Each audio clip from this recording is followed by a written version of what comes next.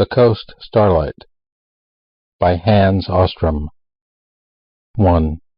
That's what the railroad named this train, which runs its steel from Seattle to L.A., from green and rain to brown and sun. We are confident we'll see the coast, but what about the starlight?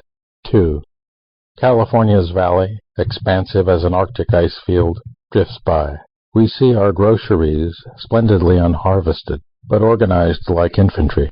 Rows of lettuce heads clinging to dark soil, cattle reviewing flies and mulling over the cud they've made of alfalfa, orchard rows whose spacings burst for an instant into view, as clean and true as spokes.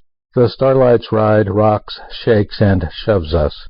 After Washington, after Oregon, our nerves begin to probe for sleep, but haven't taken root, even in this, the Valley of Valleys.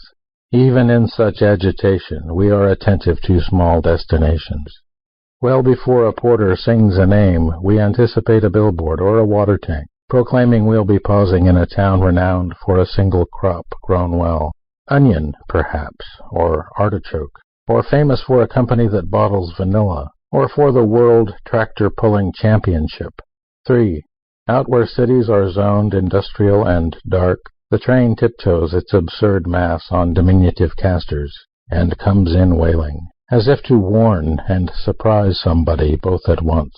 We scrape and squeal along each city's battered edge, of burnt brick and corrugated iron, heaps of automobile husks, warehouses rusted through, alleys inflicted like dirty wounds, out where homeless ones wrap themselves like weapons in newspapers and oily rags, and stare yellowly into our yellow windows and warmer faces, where in the morning children with wise faces hover for a moment on bicycles to wave, or simply stare from backyards and corroding playgrounds of neighborhoods which, rotting, nourish mudflats and monstrous blackberry patches, where the hand that's not a fist scrawls arcane rage in chalk or paint.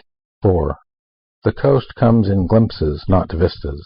The starlight must have taken another train. Finally, Los Angeles, overrunning its guardrails, its empty concrete riverbeds bleached white. We sit more rigidly, begin to fidget, seem unready for this Los Angeles, this fact taking sun in its brown concoction. On blonde knolls that waver in a heat mirage, grasshopper pumps suck oil from the desert's glands. When the coast starlight stops, we see ourselves reflected in a pool of water, in the concrete of the depot. We hold on to this medallion of water, in this waterless Jerusalem, an ultra-city in remorseless sprawl between Sierra and Pacific. All the houses have gobbled all the orange groves and meadows. Houses stand on the coastal lip, eyeing ocean as if it were desert. Our burnings shape the sky into a pumice stone that grinds our oxygen and polishes our prayers, as we pray to be alone and separate, and someone other than the 1 billionth Angelino, stepping from the train into Los Angeles.